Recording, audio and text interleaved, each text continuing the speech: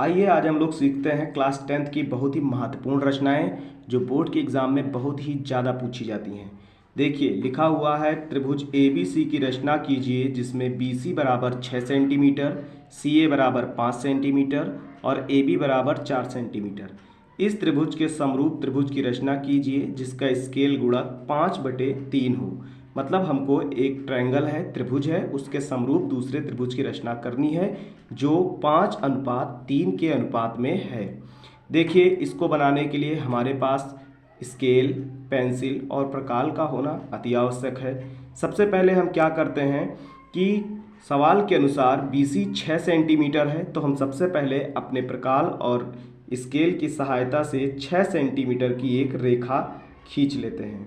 देखिए 6 सेंटीमीटर की एक रेखा खींची और इस रेखा का नाम BC, तो हम यहाँ पर BC लिख देते हैं। अब क्या होता है कि हम CA 5 सेंटीमीटर है तो हम 5 सेंटीमीटर प्रकाल से नाप कर एक चाप लगाते हैं और वो C बिंदु से लगाया जाएगा।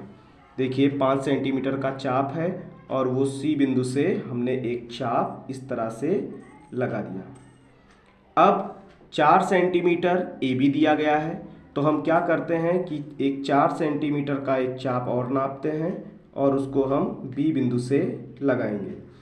ये चाप B बिंदु से नाप लिया और एक चाप B बिंदु से लगा दिया गया। जहाँ दोनों चाप कट गए वहीं से B बिंदु को और C बिंदु को मिला लिया गया।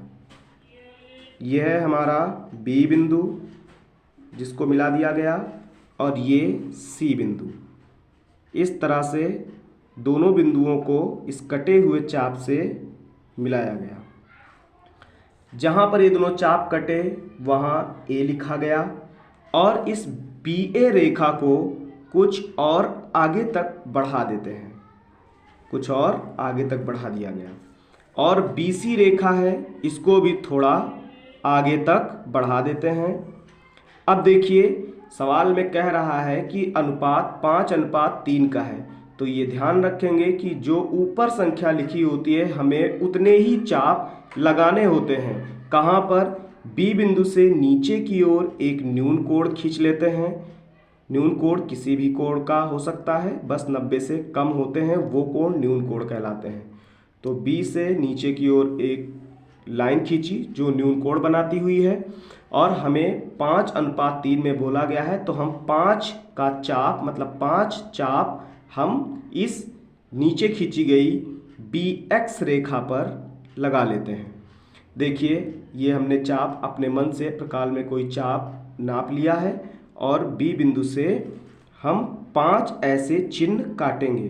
5 चाप काटने हैं।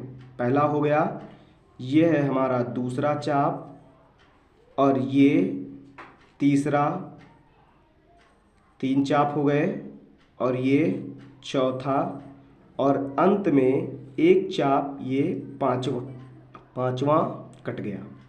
हमारे 5 चाप कट गए। इन पांचों चाप का नाम लिख लिया, B1, B2, B3, B4 और B5। अब क्या करते हैं कि जहाँ पर ऊपर सवाल में देखते हैं कि 5:3 लिखा है तो 5 के चाप हमने इस तरह से लगा लिए और जो नीचे 3 लिखा है इसका मतलब कि B1, B2, B3 तीसरे नंबर चाप को हम C से मिला देते हैं। तीसरे नंबर चाप को हम C से मिलाएंगे। ये तीसरे नंबर का चाप C से मिला दिया गया। अब इस B3C के समांतर B5 से होकर जाने वाली एक लाइन खींची रेखा। देखिए अब हम पटरी की सहायता से इसको खींच सकते हैं। B5 से एक रेखा खींची जो जाकर M पर कटी। BC के समांतर B3M रेखा है। जहाँ M रेखा कट गई वहीं M बिंदु से AC के समांतर एक यहाँ पर लाइन खींचेंगे रेखा।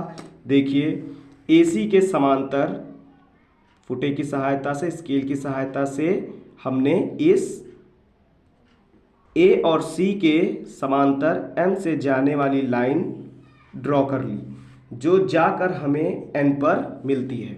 देखिए इस प्रकार से जो हमें दिया गया है कि त्रिभुज ABC की रचना कीजिए, उसमें हमने त्रिभुज एक बना लिया ABC, जिसमें से हमारा BC 6 सेंटीमीटर का था और AC 5 सेंटीमीटर का था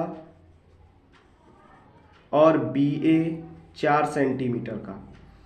हमने इस तरह से एक त्रिभुज बनाया था जिसके समरूप M, N और B एक और त्रिभुज की रचना कर ली गई। ये था हमारा एक बहुत ही महत्वपूर्ण रचना जिसको आप आसानी से समझ सके। अगर आपको कोई प्रॉब्लम होती है तो आप कमेंट बॉक्स में कमेंट कीजिए। आगे आने वाले वीडियो में आपको इससे संबंधित दूसरी रचनाएं प्रोवाइड कराई जाएंगी। थैंक्स।